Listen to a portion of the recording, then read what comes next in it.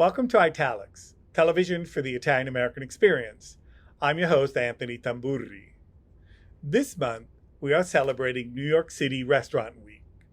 There is no doubt that 2020 especially has been incredibly tough for all restaurants. In this one-hour special, we visited Mauro and Michele at Peperoso To Go, an intimate and cozy Italian restaurant in Soho. One block away, on Houston Street, Andrew Raffetto and his daughter Sarah shared the story of Raffetto's store, founded by Andrew's grandfather in 1906. Next, we joined Gianfranco Sorrentino of Il Gattopardo in midtown Manhattan.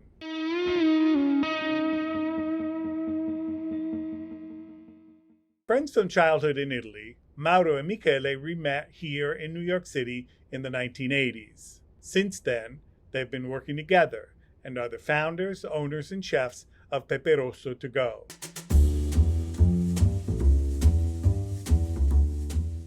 So we are nel corazón de Manhattan, aquí in Soho, in Sullivan Street 149, aquí acerca de la iglesia de Sant'Antonio.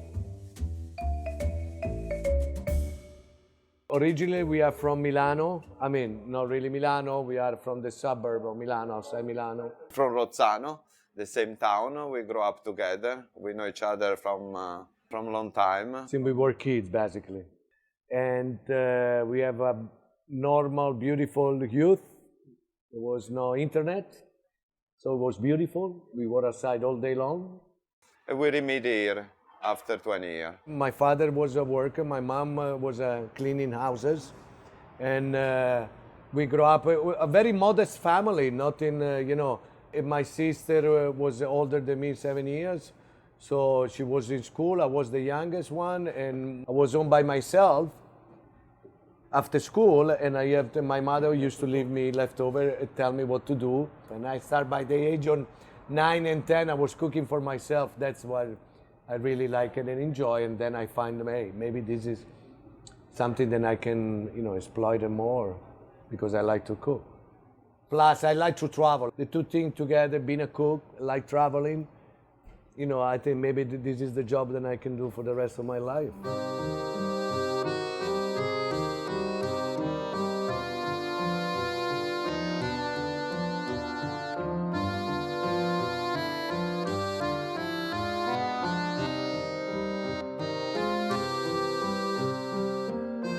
I had 3 siblings.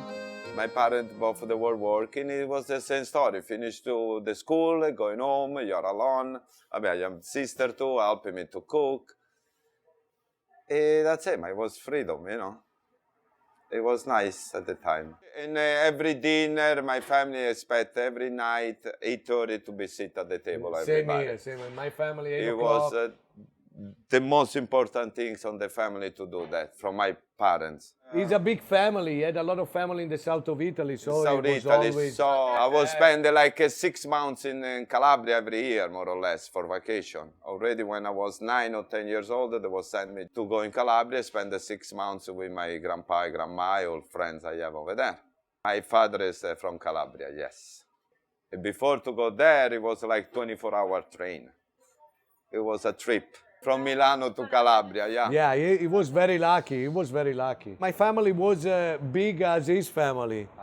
So there is a very south of Italy family, Mine was more northern, very... Cold, we say. Not cold, it's a little distance Different. I'm not in touch with anybody. He came with my cousin. We adopt him. My father was from the north, was from Milano. And his family was from Veneto. But my mom was from Naples. But she grew up because of the Second World War. By the age of 2 years old, she came to Milano, and then she went to live in Lago di Como. She always grew up in the north of Italy.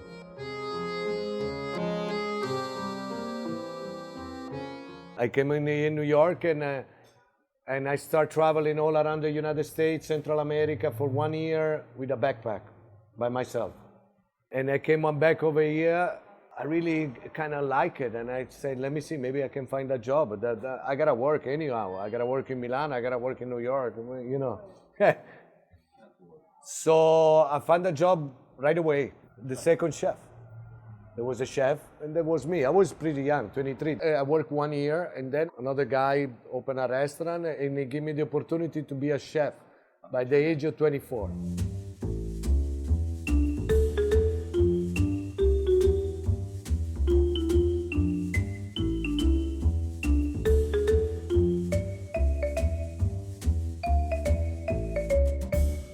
I was a student of photography in Italy, and I finished. And I came here for vacation and take a picture around the USA. I was going to Costa Rica to visit my friend in Costa Rica first of all. And this guy said, listen, I go to New York. You want to come and pass by with New York with me and later you go to Costa Rica? I say, you know what, let's see, okay. And then I meet Mauro again here. And we became good friends. One day he asked me if he want to stay longer, if I want to work. And I say, you know what, yeah, let me stay here longer. And that's it. I start to work in the kitchen. He teach me how to work in the kitchen, how to cook and everything. And now, after 30 years, we're still together here. I worked a couple of years, and then Desert Storm. the Desert Storm, the first Bush, war, 89, they came 90. in New York in the 90s. 90. Everything changed. So we moved to Miami, and I took all my friends. We were like 6 of us. So I put all my friends in the kitchen. We opened a restaurant in Miami, and then from there we moved to another restaurant, and we opened another restaurant in Miami Beach, in the Boulevard Hotel. We stayed there a couple of years.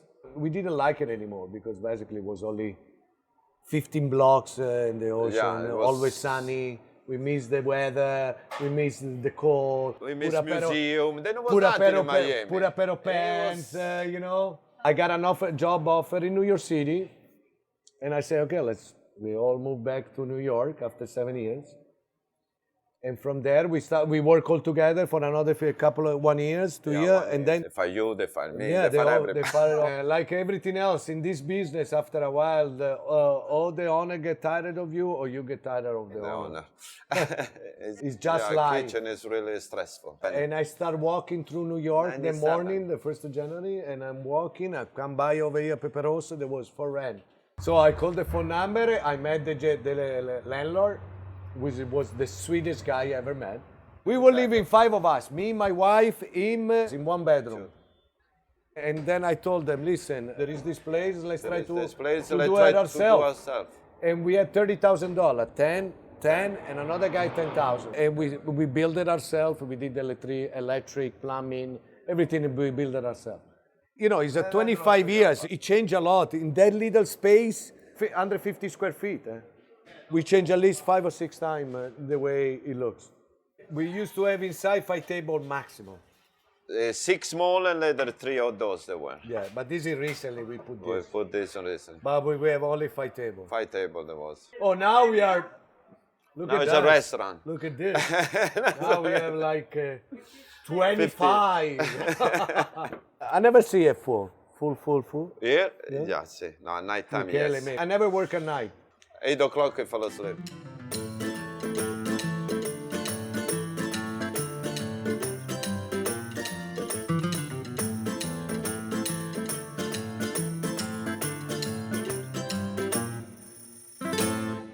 Is full Italian food from the north of Italy, no doubt. Sometimes I put in a touch of the south. When he cooks, he put the touch of south. But yes. It's more Mediterranean, the south. No. We have 2 different ways to cook. I'm very light cooking. Is a light in sauce, light in few ingredients. He likes very heavy sauce. No. See, heavy sauce. A lot of, pork, cheeses, belly. We say tuttuso. Spices, the whole thing he put inside. Actually, we accomplish each other. Yeah, definitely we do. I mean, to be together for 30 years, together as a partner, there must be some funny part too, no? We enjoy our company, each other. It's always yelling and fight, man. There is fight too sometimes. That's the way, it's normal. And we like to work together because we laugh a lot. It's an open kitchen, and the cook comes out and he serves you and he talks to you. He goes back and he cooks.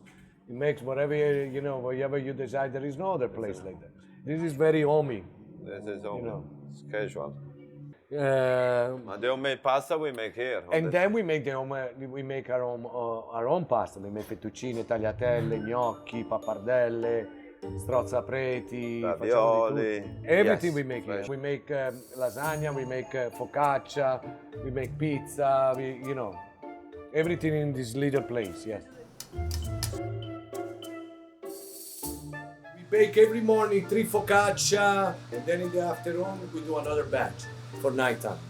1 onion and tomato and 15 focaccia for sandwich. Everything is focaccia over here every morning. And then in the afternoon we do another batch for nighttime.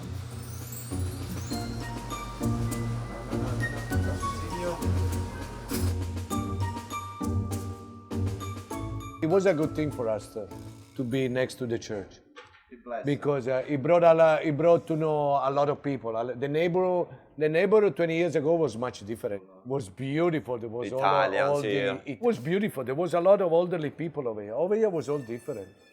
Over there was a bookie. There was the cheese store over here. The furniture store with Michael. Furniture yeah. over there with Michael. Sullivan Street was incredible over here. There was the St. Anthony feast. It was like a San Gennaro. There was closing and putting all the stuff. It was incredible. It was beautiful.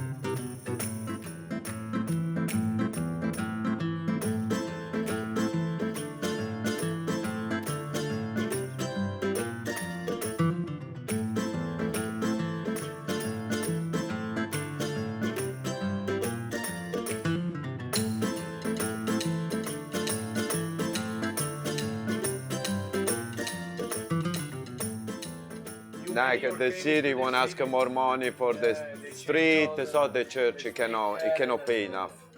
They didn't want to have any more Italian in the street, No, it was charging a lot the city for to close in the street. Okay, time to work. Mascara. Mauro, sono qua. Italy is suffering now. It's not the country is beautiful, but the rest is not, It's not hard to livable. It's not like before we used to be there, I will never lose my identity as an Italian guy. Yeah. My identity, my voice, my culture, no. My accent. No, my accent, yeah. No. 100% Italian, no doubt.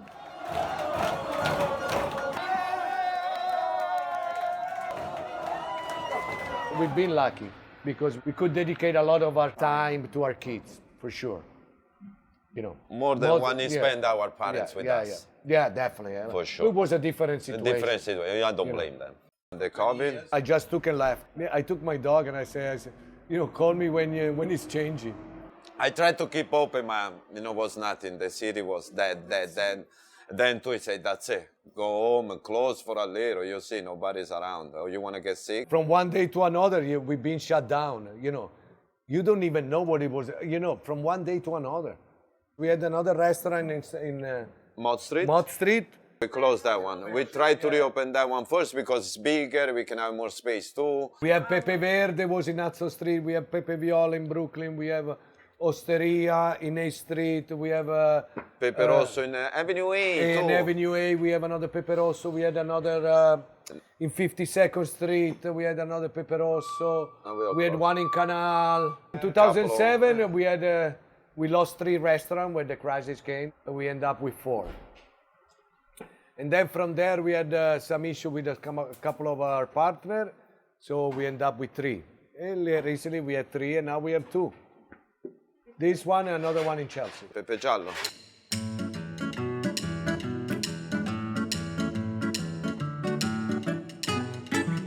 The story, we were working inside me, him and the other guy. And in the wall, we were writing down something and it would sound good when you answered the phone because the idea was a takeout place. So we were writing down all the name, and then he came out, Pepe Rosso. Peperoso, buongiorno, grazie. Hello, Peperoso. So he sound very outgoing, like, you don't have to explain what it is, yeah? So we stuck with that, with Peperoso, and then we call all the restaurant different Pepe color, Pepe Giallo, Pepe Rosso, Pepe Viola, Pepe Verde. But, for people, I became Pepe is Rosso. Abel has been working for us for 22 years. I mean, it's like a brother for us. It's like we've been together so many different issues in life. We spend a lot of time with our family, with our kids. One of the reasons is because we have such a beautiful people working with us. They're all from Mexico. And one Italian too, Lorenzo. With the COVID, from 15 that we were, we reduced to 6. Let's see if we can do something and call everybody back. Since we've been together, we went through Andrew, the Hurricane Andrew in Miami. 9/11 over here in New York was a disaster. We closed it for 3-4 months. We went to Sandy. When the water was here, we closed the restaurant for another 3 months. There was the electric blackout. Or now there is the COVID. So in all this time that we've been here, it wasn't a smooth sail. It's been difficult, but we always re-emerge. We always try to make it, you know. And we're always with a good spirit. Nel 1800. Che milagro ha hecho Chi? Sant'Antonio? Sant'Antonio? Che ha fatto Sant'Antonio? Peperoso il primo miracolo. Della Noemi.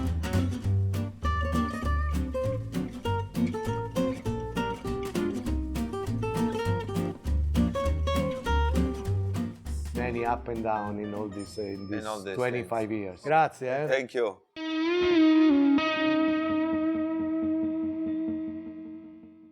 Since 1906, Raffetto's on Howson Street in the West Village has been a radial point for pasta lovers. Throughout these 115 years, many dedicated family members and relatives have kept Raffetto's business thriving and growing. Raffetto has fresh pasta, good prices, and a vibrant environment. My grandfather started the business in 1906. Marcello Raffetto, and he was from Genoa.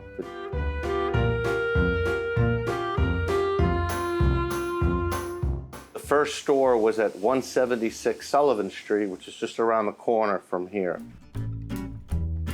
After about 15 years or 14 years of making pasta on Sullivan Street, he saved enough money to buy this building where we are today, either 1920 or 1921. So it's 100 years at this location. He passed away in 1941 when my father was like 18. So 1941 wasn't too good for my father.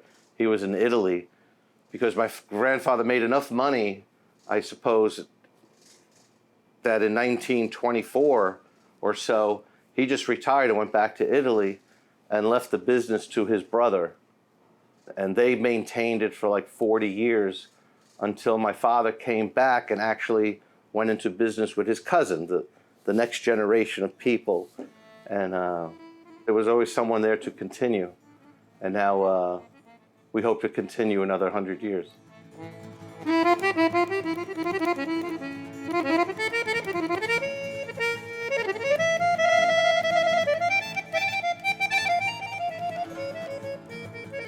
When I see I'm part of a group online that shows the old Greenwich Village, I'm rather surprised on how many Italian shops there were.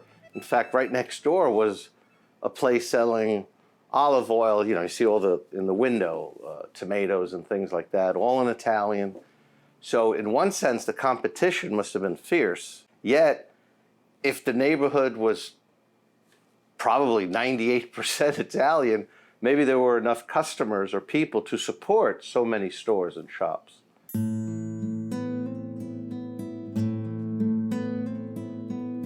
I grew up around the building and the neighborhood for about 20-ish out of the 30 years of my life.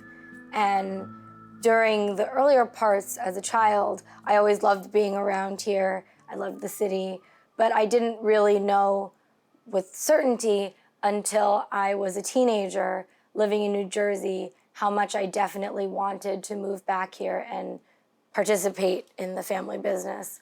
So I was determined to go to college in Manhattan and work a bit around school, but then come here full time whenever I was done graduating. So I've been here since I was about 18 consistently, but working full-time since I was about 22, 23.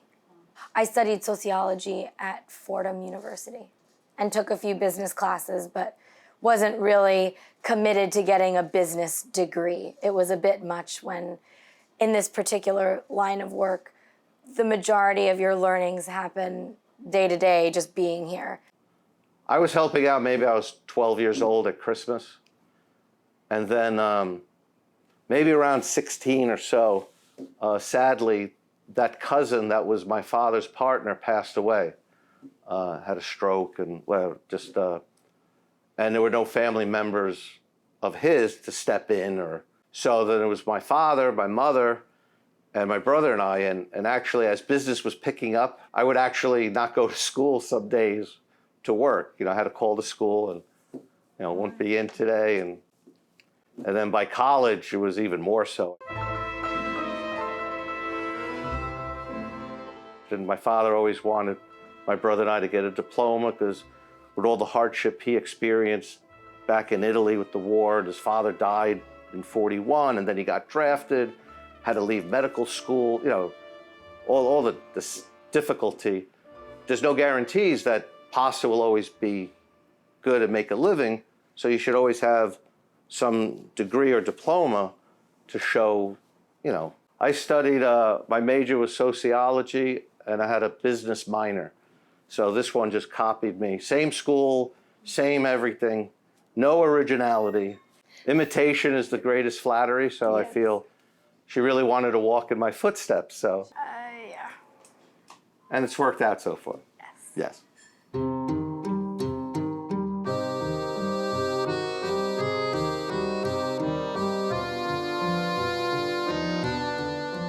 My father had always said, if you make something, good and the best it could be, it will always sell.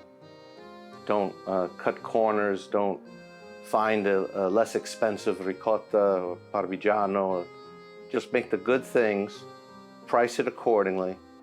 And New Yorkers who are exposed to so many foods and different levels of quality, they know what's good and what's not. And I should also at good prices, and we have my grandfather to thank for that, because though we have to contribute for taxes and maintenance of the building, it's certainly not market rent. For about 70 or 80 years, well, about 85 years, it was all made in the back room here. But as you make more flavors, you need more ingredients, more boxes.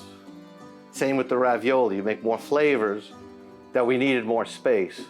So in 1992, we found an empty building in the West Village and made it into a food manufacturing building. And it was interesting that the back room here did nothing for a few years. But slowly, we started making meals, little dinners and such. And it was all my mother's creations, in the beginning. And while we were selling a freshly made sauce made by a gentleman, that one gentleman who didn't trust anyone for recipes, unfortunately, he got ill. So my mother started making the sauce. Like today, we still make one pot at a time. And between the sauce and the dinners, slowly but surely, it got very busy.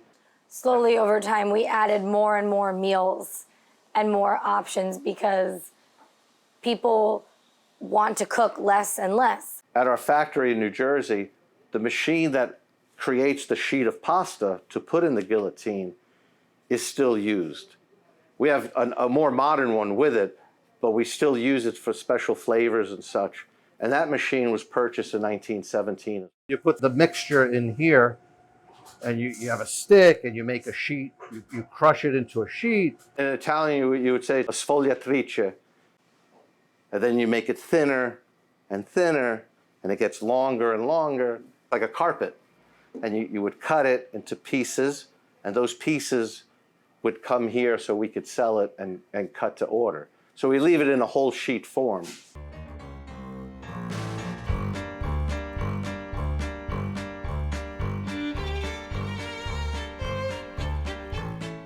You could feed sheets of pasta and it just has a, vertical blade like a guillotine. We cut pasta to order. You come in here and ask for a certain flavor of pasta and what size you would like it cut. So this is the spinach, and that's the egg. We dust it with semolina so it doesn't stick when you cut it with the guillotine. And this is so efficient that you just change the size by moving this slightly. So this will be linguine.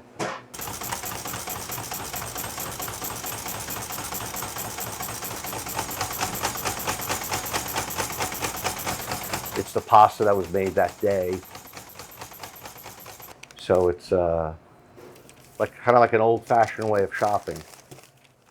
One of the regrets is that we did not speak Italian. Although up until I was 4, my brother, or 3, and my brother was 5.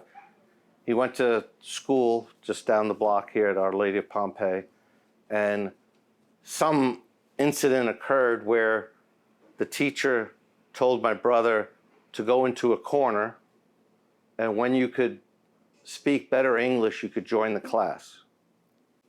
And my mother made the mistake, I believe it's a mistake, of telling my father. So my father says, "No più italiano." We're not going to speak any more Italian. We're American. All that assimilation to the extreme in a sense. Like, why cut off a piece of your history? It's unfortunate. Whatever Italian I know now, I learned in high school. One of my high school friends, their parents barely spoke English. I mean, it's the 70s and 80s. Like, they didn't have to, because they had so many friends going down to the cafe, Cafe Dante, when it was an Italian cafe. Cafe Figaro was down the block. There was a cafe everywhere, and mostly of Italian, and granted it was at Greenwich Village and Bob Dylan and all that. And if you look at my class list of names and such, how Italian every name was. You would think, like, why didn't we speak Italian with all this Italian all over the place? You want your children to fit in. You don't want them to be discriminated against. So it must have been really difficult for them to hear that, and they wanted to give them their best. When we were 7 and 9 years old, took our first trip to Italy, because back then it just seemed, financially, you just don't go the way people travel today. So it was a major, major, thing you saved up for. But to go and see my grandmother, 2 of them at that trip, and one grandfather, and I couldn't talk to them. You talk with an interpreter, but it would have been nice to, look them in the eye and say something, The first time I went to Italy was with my grandmother in the spring when I was about 10 years old, and we went for Easter, so I got to see our family's home covered in Easter decorations and go to church back when I was actually more of a participating Catholic, not so much today. And it was really beautiful, very special to go visit this place where my grandmother grew up and meet her brothers and first, be introduced to all of these relatives that we had. And then she and I went again another time together. And then my third time was with my dad and the rest of our family. So 3 years ago was the first time that our family visited the Genoa area to see the little town outside of Genoa where my grandfather was from. Go see the cemetery, pay respects, things like that. We got to see the Raffetto's origins in Genoa. And my mother was from just outside of Venice, a little town called Asolo. Anyway, like 40 minutes outside of Venice. There's a couple of relatives that are still there that are really direct relatives, an uncle, a cousin, and we spent a few days with each of them.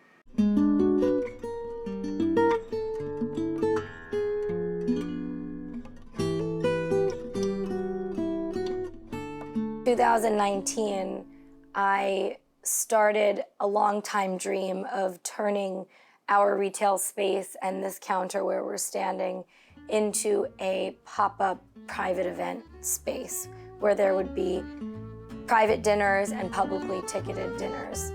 So it was slow at first. When I did it once for a birthday, I threw myself a birthday party and invited friends. And then slowly, as I enjoyed it very much and wanted to give it a chance, I ended up partnering with my now business partner and very good friend, Emily Fedner, who's a cook and Instagram food influencer. And she and I started Petite Pasta Joint, which is a private events company and pasta pop-up that appears on occasion here in Raffetto's. So it turned out to be a great way of capitalizing on a space that we already own and being in a very unique space for an Italian dining experience. So being surrounded by all of these cans and tomatoes and the pasta drawers, you're really immersed in a very old, special environment. It's a very interesting atmosphere. Yeah, and it's BYOB, family style, so it was typical for you to sit next to a stranger at a publicly ticketed dinner and pass, a bowl of something and make new friends, which is also why it was very not COVID friendly and needed a hard stop because there was no 6 feet of social distancing or anything of the like. Well, initially, we closed the door to the public completely, mostly because our 3 retail staff people that worked behind the counter did not want to come to work. They had, one had asthma. And just general anxieties. So we didn't have enough staff to stay open to the public. And then after a few months, we were serving customers at the front door. So we did that for a while. Then I think in September, we allowed people to come inside, but only 4 at a time. You wore masks, we had plastic barriers. So it just went with the stages. Yeah, slow progression to normalcy. But now that everything is at full capacity, we're planning to do pop-ups this summer about twice a month and offering private gatherings and collaborations with other restaurants. So I have a good lineup in mind to celebrate the comeback of New York this summer. It's impressive. I didn't tell him that I was doing it. I saw something on Facebook or something, Sarah Raffetto at Raffetto's, and I never saw these lights up here, and I never saw anything, and I was impressed. It was like spectacular. The lighting was great and looked like just a beautiful party, In his words, it's easier to ask for forgiveness than permission. So she used that philosophy for me. It turned out to be really great, and it satisfies my hunger pang for a restaurant without being fully committed and having overhead and rent. And we get to be in this great space, exposing people to the store who might otherwise have not been a customer, and then they come back, or vice versa. A customer now is aware of our dinners. So it's been very fun. I had this idea of making and selling ice cream here. It's with my grandmother's recipe for zucchini cake that she would make for my grandfather, that she then started to sell down here in little loaf pans. And it's just been this legendary, delicious, unique thing that you don't really see anywhere else. An olive oil-based custard with pieces of the zucchini cake inside it. Being in a family business is extremely rewarding. My parents with my brother, and then my mother, until 3 years ago, was here helping out. So it was 3 generations doing things. And back in my teenage years in college, where I wouldn't go to college every day, there was just so much work because the business was doing so well that a 10, 11, or 12-hour day was the norm. And I think growing up in a much less stressful environment here, it's also about the fact that we like each other. Because you can love your family because they're your family and you'll love them no matter what. But it's so much different to actually like people and like their personalities and like being around them all the time. Because I lived with my grandmother as well upstairs for 8 years. And it wasn't always amazing because we had a big age gap and a lot of differences of opinion here and there, but we really liked each other. And when you have that foundation within family, it's so much easier and enjoyable to spend all this time together while having this common goal.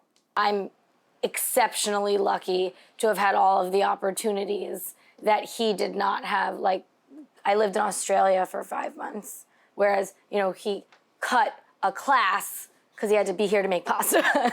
So it's very different. I did want her to experience a class in Grenada, Habitat for Humanity, Australia. I did a lot. All that very stuff. Lucky. Because to make sure she wanted to be here after college. Because you could go somewhere and realize, I want to... Yeah, anything. I want to be just anything. And if your passion takes you from there, you got to go do it rather than be regretful or miserable that you're here. We close Sunday and Monday. Yeah. Historically, we always close Monday. Since I heard as a child, you just took one day off. And Sunday, we used to be open from 8 a.m. to 1 o'clock to have the people after church. We don't need to open those 2 days to pay a high rent. So those 2 days buys 2 days of tranquility. Thank you so much for having us on Italics, and we hope that everybody enjoyed hearing a bit about our family's history. It was our pleasure doing it, and hope you enjoyed as much as we did. This was lovely. That's a wrap. Yeah.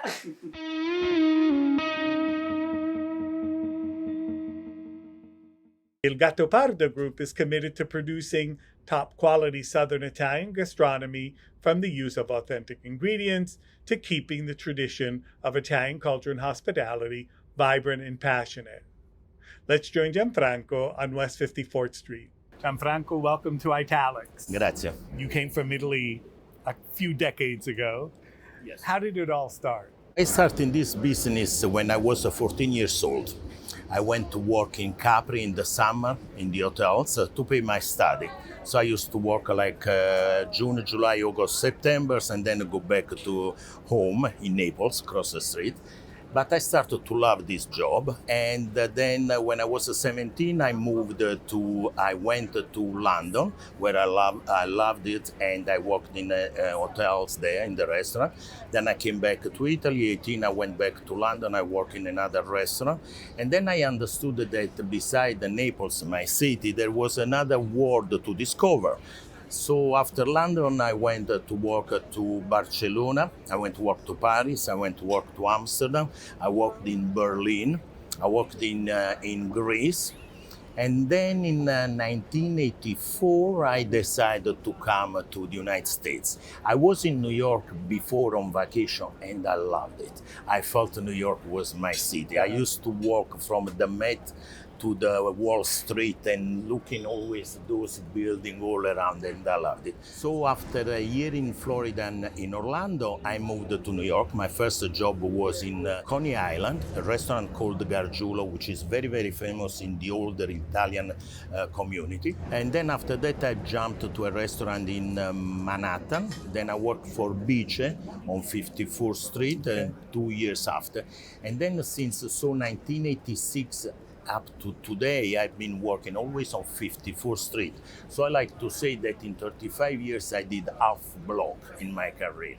My first job as an entrepreneur was in the Museum of Modern Art. The board of trustees was so kind and, let me say, also smart enough to give me the restoration in the museum. So we had a restaurant, we had the cafeteria, we did the catering, and we also had the staff lunch for the employees. That was until 2002 when they renoved it. In 2001, a week after the Twin Tower tragedy, we opened up the Gattopardo a few doors down, where there is now Mozzarella Vino. And I tell you, the first 6 months was very tough, very, very tough. This is September 2001, so... Yes. A week after the Twin Tower tragedy, so the first months we had to tie the belt. The chef was cooking and cleaning the dish. My wife was doing the flowers, bussing the tables. I was going to the market in the morning, etc. But we did it. In 2011, We open up the Leopard des Artistes in the historical Hotel des Artistes. Beautiful place with these murals of naked nymph all around from 1914. And I like to say that des Artistes took 100 years to become Italian restaurants. But finally, it is Italian. Because it was French before, right? Yes, very famous French Yeah, restaurant. right. That building is an historical building, also for the Italian community. We have to remember that Valentino used to live in that building. Now Giuliano Ferrara lives in that building.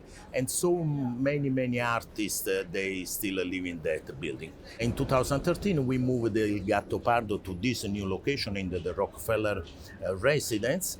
And where was the Gattopardo? We came up with a new concept, mozzarella e vino, which is a little more casual, but still the ingredients, the product are the must. They have to be the best that Italian cuisine can propose. And also we have a catering company. Catering company lately, before the pandemic, was a very important form of revenue for us, very important. We serve the Italian consulate, the Italian Trade Commissioner, the Italian Cultural Institute, but also all the private sector like the boutiques, Gucci, Chiton, Cucinelli, etc. When people ask for the top-end Italian restaurant, where to go in New York City, I always say Il Gattopardo. I just like the atmosphere. There's a sense of formality, but there's also a sense of informality, of friendship, and that's different from I think some of the other high-end restaurants that are in New York City. At least my experience, especially the last 14 years, you've kept a good balance because you have mozzarella and vino, and that right now is under restoration. Correct. Right? Yes. I have to say that when was the pandemic and everything was locked down, we believed so much in New York, and we believed so much that the economy was coming back, the people was coming back, that we expand mozzarella e vino. We took that time to do all the renovation.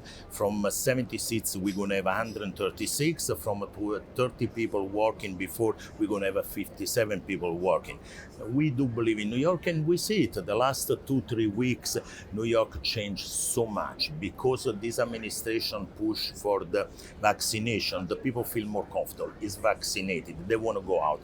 They've been 14-15 months locked home. Now we want to interact with the people, we want to have fun, we want to have a good time, and we deserve it. Yeah. And speaking of COVID and the pandemic, we're sitting outside on 54th Street, which 15 months ago, we would have never thought we'd be sitting outside at a table on 54th Street, right? So you have this wonderful structure that our spectators can see part of. And this is now becoming part of New York City. And I made this comment to some friends of mine about 7 months ago. I was walking home from 43rd to 61st, and I noticed these patios, for lack of a better word, sprouting up, and these restaurants that I never even knew were there. And I walked down that street like 10 times, 15 times. But all of a sudden I noticed the restaurant because this was there, right?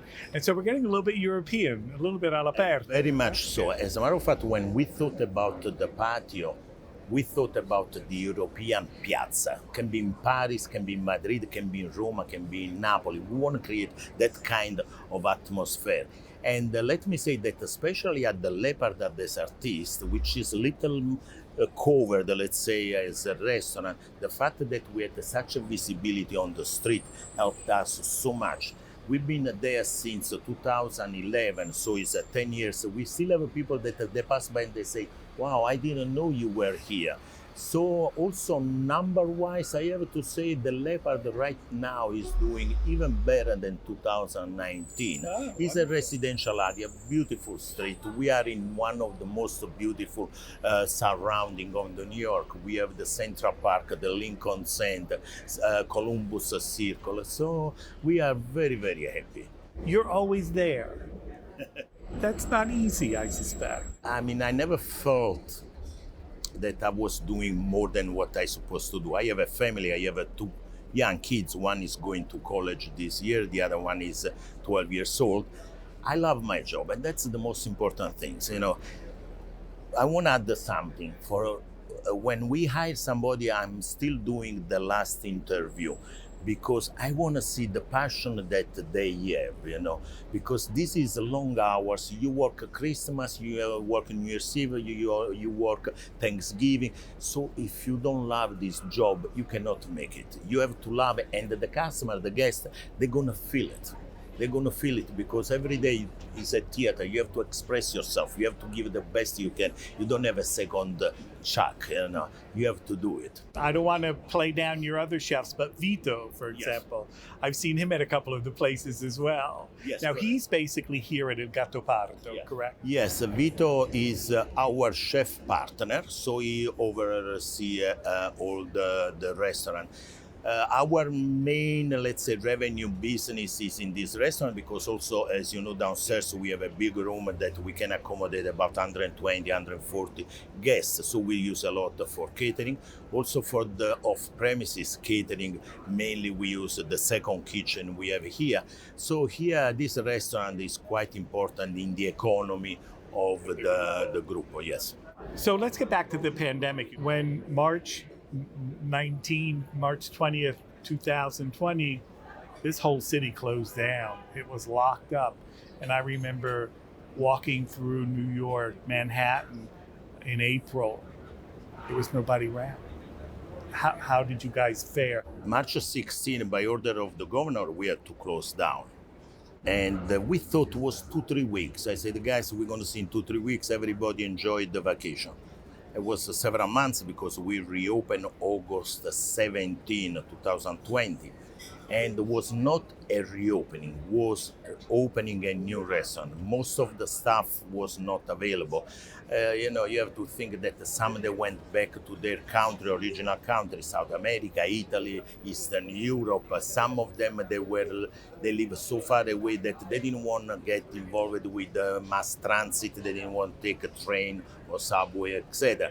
So we had to recreate the crew.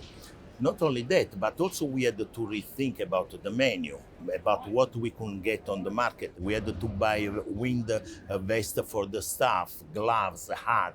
We did the scheduling 2 hours outside and 2 hours inside. You can say 6 hours in general outside. We did a menu that was easy to carry and was keeping warm on the table. So all the plates, they had to be boiling and you had to carry with the gloves because after 30 seconds they get cold. Has been a learning curve and it's not finished yet. We're still going on.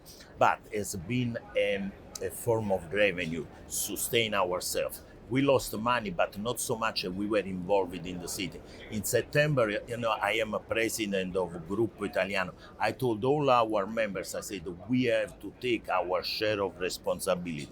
We have to open, we have to show that we want to go ahead. New York is coming back and we have to do the first step. How do you see the restaurant business in New York?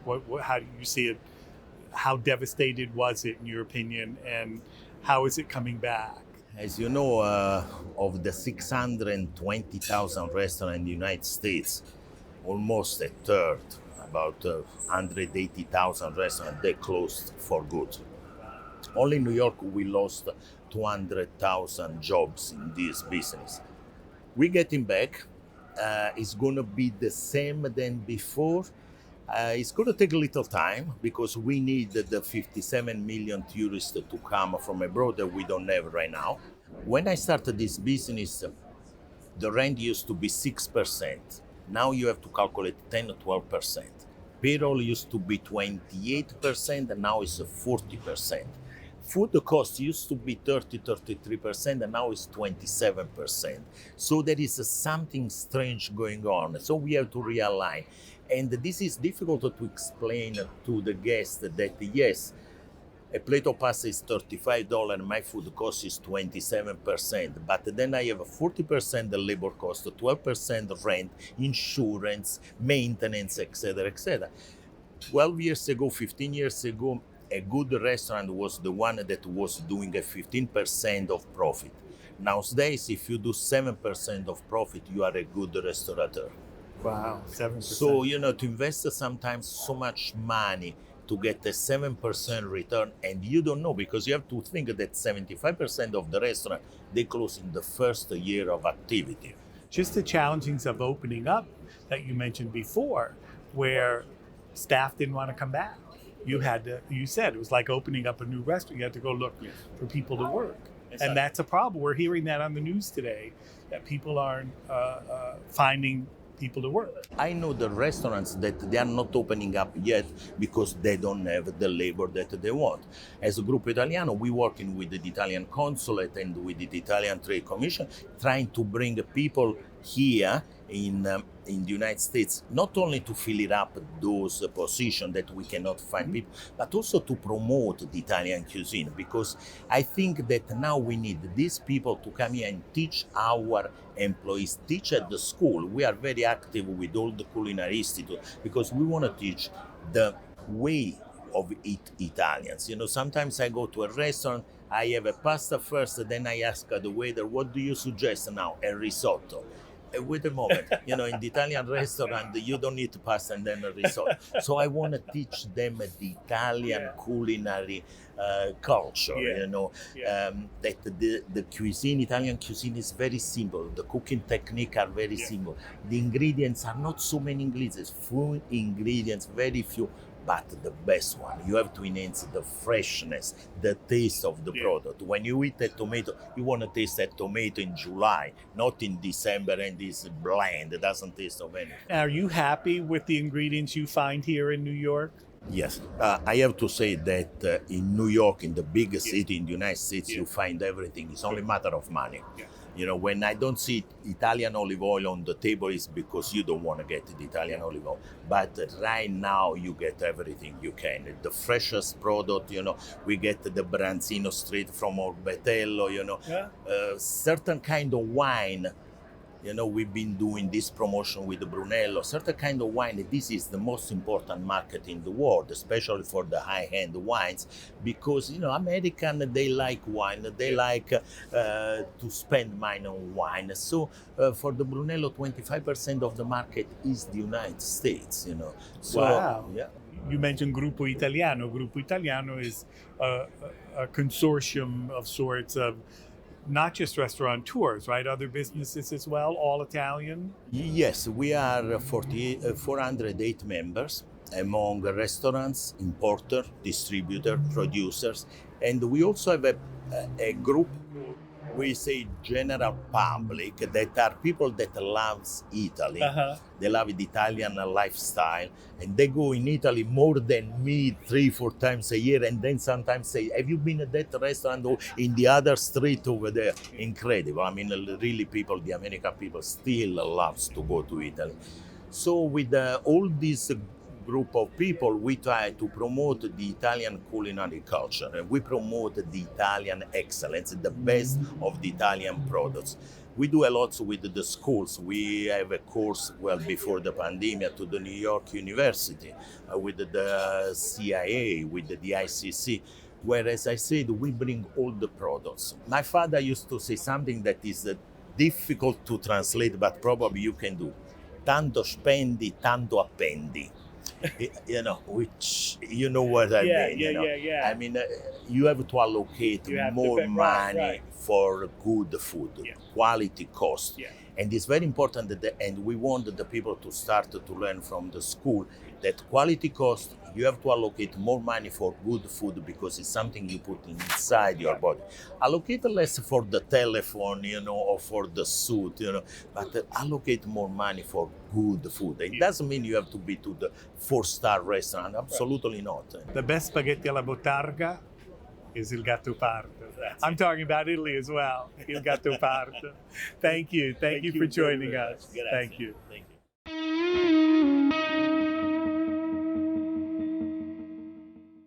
Thanks for watching this episode of Italics. I'm Anthony Tamburri. Arrivederci alla prossima puntata.